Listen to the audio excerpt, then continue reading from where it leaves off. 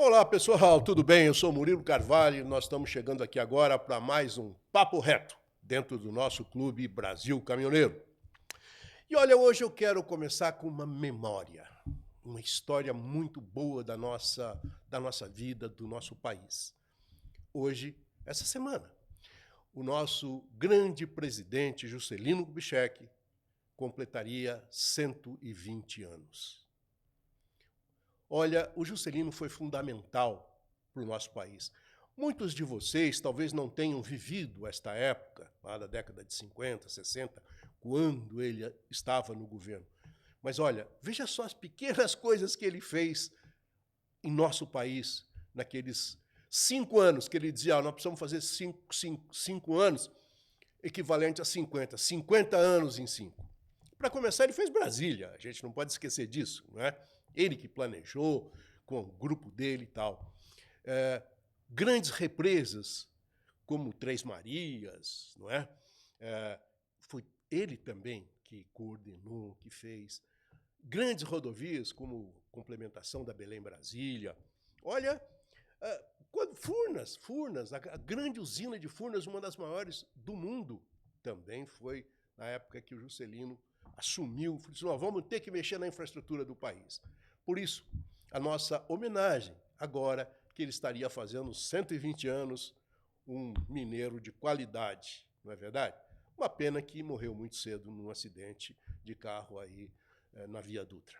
Mas fica aqui a nossa homenagem, a nossa lembrança do tempo que o país realmente estava investindo muito em infraestrutura e mudou completamente a sua vida, a sua estrutura dentro do que o mundo estava fazendo naquela época. Juscelino deixou um país muito melhor, muito mais resistente, muito mais forte. E graças a essa herança é que nós estamos hoje com uma economia um pouco mais sólida, não é verdade? Bom, mudando de assunto, mas falando de uma coisa boa também. A safra deste ano, 2022, 2023, vai ser novo recorde. Olha, todo ano a gente fala essa mesma coisa, né? A gente vem crescendo. A nossa safra de grãos vai chegar a 271, 272 milhões de toneladas, cerca de 14 milhões de toneladas a mais do que a safra do ano passado. Claro, gente, é uma excelente notícia, não é verdade? E você sabe o que é mais importante? Nós não estamos aumentando a área de plantio, nós estamos aumentando a qualidade, nós estamos aumentando a produtividade da nossa safra. Isso é fundamental, sem dúvida nenhuma. E olha, é mais emprego, é mais dinheiro no bolso das pessoas. Afinal, a agricultura é o que alavanca o interior do país. E isso significa cerca de 30% a 35% do nosso produto interno bruto, o PIB, não é verdade? Mas vamos mudar de assunto de novo. Vamos falar um pouquinho do preço do diesel. O que acontece? A gente tem percebido, por exemplo, desde quando começou lá a guerra da Ucrânia, Rússia, aquela confusão toda, né, o preço do petróleo subiu muito, chegou a $140 o barril, depois caiu de novo e tal e tal. Aí a gasolina agora, depois que tiraram o ICMS estadual, né, da gasolina, ela caiu. Era um ICMS, tinha um estado aí que cobrava 35%, caiu para 18% todo mundo. No caso do diesel, esse ICMS já era menor, ele era 13%, então ele não caiu. Com isso, o que acontece? O preço do diesel continua muito caro, continua muito alto, muito mais alto que a gasolina, não é verdade? Olha, há uns 6 meses atrás, o diesel era vendido o quê? A R$ 5,59, mais ou menos. Ele foi aumentando, hoje está o quê? Cerca de R$ 6,93, uns 24% a mais do que era 6 meses atrás. Isso é ruim. Por que isso é ruim? Porque o diesel é utilizado basicamente em caminhão, transporte coletivo, não é verdade? Então, tudo que nós transportamos, tudo que nós comemos, tudo aquilo que nós vestimos, tudo aquilo que a gente utiliza, acaba rodando aí pela carroceria de caminhão, pelo baú do caminhão, não é? E isso significa o quê? Que nós estamos pagando mais caro aqueles produtos que nós consumimos, apesar dos preços do diesel ainda continuarem subindo um pouquinho também, né? Ou seja, se baixar o preço do diesel, pode abaixar um pouquinho o preço do transporte baixando também pode baixar um pouco o preço dos artigos que a gente consome, não é verdade? Bom, mas agora eu quero falar de uma outra coisa bem interessante, é uma coisa maluca que a gente fala assim, né?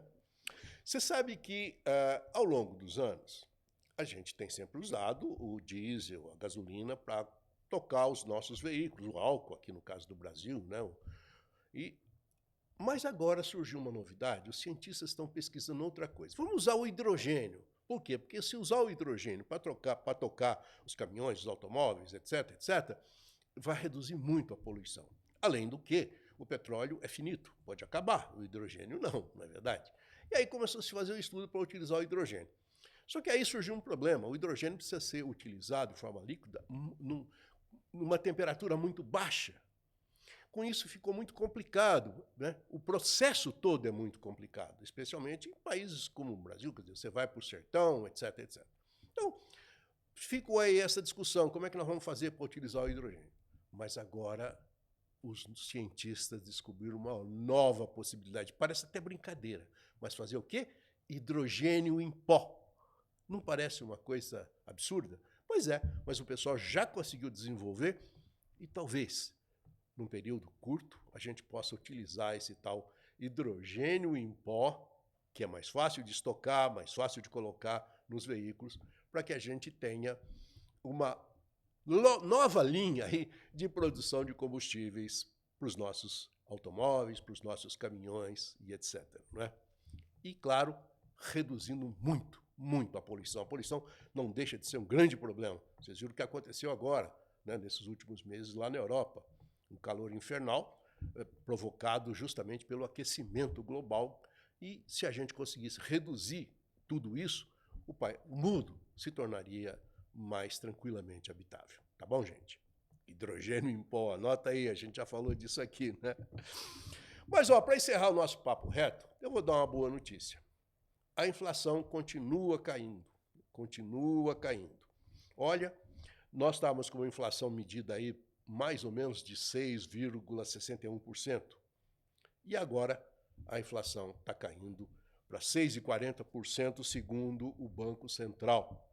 Ou seja, quando cai a inflação, né, a gente tem um crescimento da economia. Porque com menos inflação é possível você gastar mais. Não é? Todo mundo compra um pouquinho mais, porque a inflação. Quando tem muita inflação, a gente para, não é verdade? Se está muito cara a carne, você vai diminuir o consumo de carne. Se está muito caro o arroz, e assim vai. Ou seja, a queda da inflação tem sido uma excelente notícia para o nosso Brasil. Bem, minha gente, o nosso Papo Reto de hoje vai ficando por aqui. Não esqueça não, amanhã a gente está de volta para mais uma boa conversa com os nossos amigos do Trecho.